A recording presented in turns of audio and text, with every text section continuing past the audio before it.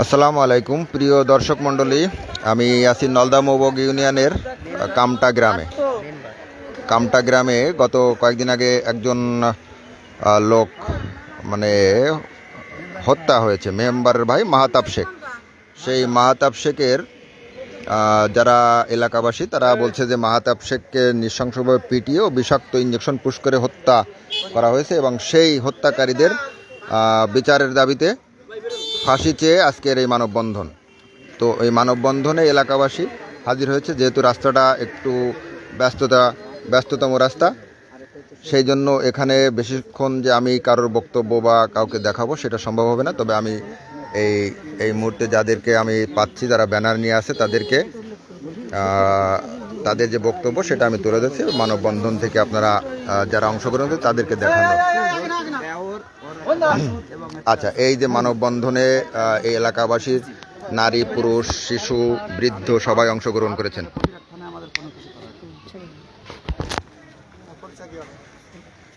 বিসমিল্লাহির রহমানির রহিম। প্রিয় সাংবাদিক ভাইরা, আমি হচ্ছি যে মাহাতাবের বোন, যে মাহাতাব মার্ডার হয়েছে, সেই মাহাতাবের একটু বন্ধ করে দেন না ভ্যান বোন। আমার বড় ভাই মোস্তফা শেখ, সে রানিং মেম্বার। সাইদ মোল্লার পিতা হচ্ছে কাউসার মোল্লা, সে হচ্ছে আগে মেম্বার ছিল। আমার ভাইয়ের সাথে নির্বাচন করে প্রতিদ্বন্দ্বিতা করে সে হাইরে গেছে। হাইরে যাওয়ার পরে আমার ভাই মেম্বার হয়েছে। মেম্বার হওয়ার পরে থেকে একের পরে এক এরা ষড়যন্ত্রমূলক কয়েকটা মামলা দিয়ে আমার ভাইদের হয়রানি করেছে। এবং আমার এই যে ভাই মার্ডার হয়েছে, এই ভাইরে আগে একবার মাইরে হাত ভেঙে দিছে। হাত ভেঙে দেওয়ার পরে তারপরে ওরা ক্ষান্ত হয়ে গেল। এই যে আলতাফ মোল্লার মেয়ে টিটু মোল্লার বোন, ছোট যে বোনটা, তারে বিয়ে দিছে। তার এক ভাসুর হচ্ছে সচিব, এক ননদ হচ্ছে ইউনো, তারপরে হচ্ছে ওদের সচিব আছে। এরা বিভিন্ন রকমের অকারেন্স করে, এদের নামে থানায় গেলে মামলা দেয় না। সচিব ফোন দেয়, আপনার ইউনোসাল ফোন দেয়, ওই মামলা নেওয়া যাবে না, আমার রিলেটিভ, ও আমার আত্মীয়, এইভাবেতে কোনো জায়গায় তেমনভাবে মামলা হয় না। এইবার আমার ভাই, আমার যে বড় ভাই যে মেম্বার, সে এই মাহাতাব মার্ডার হওয়ার 4 দিন আগে তারে ইরান নিজেরা পুলিশ নিয়ে যে ধরাই দিতে, এলাকার বৃষ্টি সবাই জানে। ওই পাশে আমাদের ক্ষেত আছে, আমার ভাই ওই ক্ষেতে ছিল, সেইখান থেকে পুলিশ দিয়ে তারে অ্যারেস্ট করেছে। অ্যারেস্ট করানোর পরে খবর পাই আমি আইছি।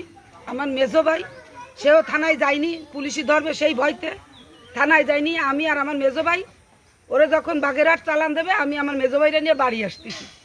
যখনই বাড়ি আসি, মোল্লাবাড়ির সামনেতে যাই, ওই পুকুর পাড়ে আপনার এই যে আগে মহিলা মেম্বারে দাঁড়াইছিল নাজমা, সেও হাইরে গেছে আমার এক চাচাতো বাবির কাছে, সেও হাইরে গেছে। কসর মোল্লাও হাইরে গেছে। এরা মোল্লা পরিবার মহিলা এবং পুরুষ দুজন হাইরে গেছে। হাইরে যাওয়ার পরে ওই জায়গার থেকে যখন আমরা যাই, মাহাতাব আর আমি, তখন আপনার নাজমার 2 ছেলে, নয়ন মোল্লা, নিলয় মোল্লা, সাইদ মোল্লা, তারপরে আপনার ওই টিটু মোল্লা, নাসির, তারপর হচ্ছে হীরার স্বামী, ওর নাম হচ্ছে শাহিন।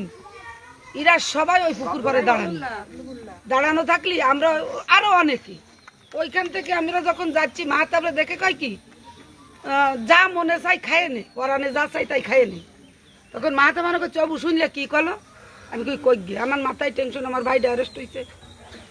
বাসায় গেছি, বাসায় যে আমার ছোট ভাই বলতেছে কি, জাপা ওদের বাড়ি বিভিন্ন লোকজন আসতেছে যাচ্ছে, এরা মনে হয় কি একটা ষড়যন্ত্র করতেছে, আপা কি জানো একটা হবে। তখন আমি করছি যা হয় হবে, কপালে যাচ্ছে, হয়তো মস্তরে অ্যারেস্ট করাইছে, হয়তো মাহাতাবরে ধরাবে বা মহাসিনরে ধরাবে, এই ধরনের হয়তো কোনো কিছু করতেছে। কিন্তু ওই দিন যে আমার ভাইরা এইভাবে নির্মমভাবে হত্যা করবে, এটা আমরা বুঝতে পারিনি।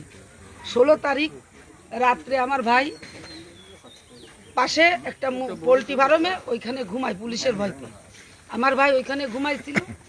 ঘুমানোর পরে ওইখানে ওই বিরোধী পার্টি ওরা মাস্ক পরে গেছে, পুলিশ সাইজে যায়, ডিবি সাইজে যাই খোঁজ খবর নেই। এই নাজমা সারা দেশটা খোঁজ নেই।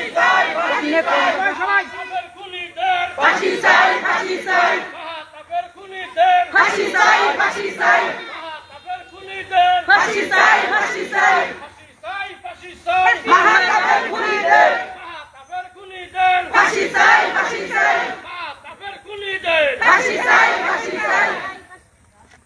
তা যখন আমরা যাই তখন ওই কথা বললো, বলার পরে আমরা চলে গেলাম। চলে যাওয়ার পরে আমার ওই ভাই পোল্ট্রি ফার্মে ঘুমাইছে।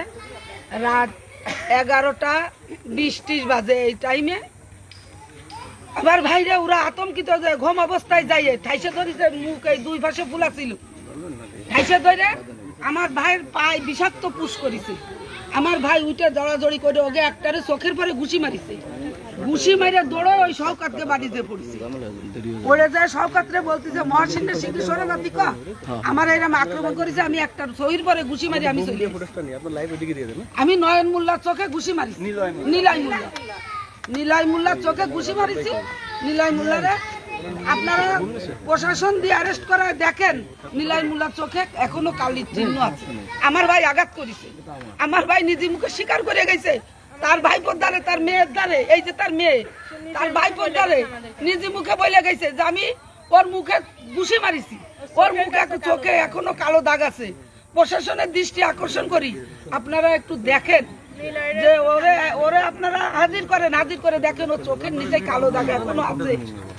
ওদের সচিব আছে, ওদের ইউনো স্যার আছে, আমরা থানায় গেলি মামলা আমাদের নিতে চাই না। বিচার চাই, এর বিচার চাই। আমার ভাইরা যারা মারিছে এদের ফাঁসি চাই, ফাঁসি দিতে হবে। এলাকাবাসী সবার দাবি ফাঁসি চাই। মাহতাবের তার ফাঁসি চাই।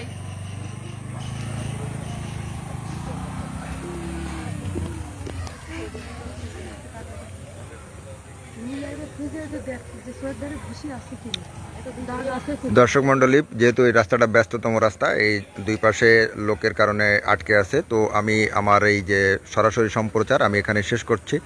বাকিটা বিস্তারিত দেখা যাবে টেলিভিশন নিউজে এবং আগামীকালকের পত্রিকায়। ধন্যবাদ সবাইকে।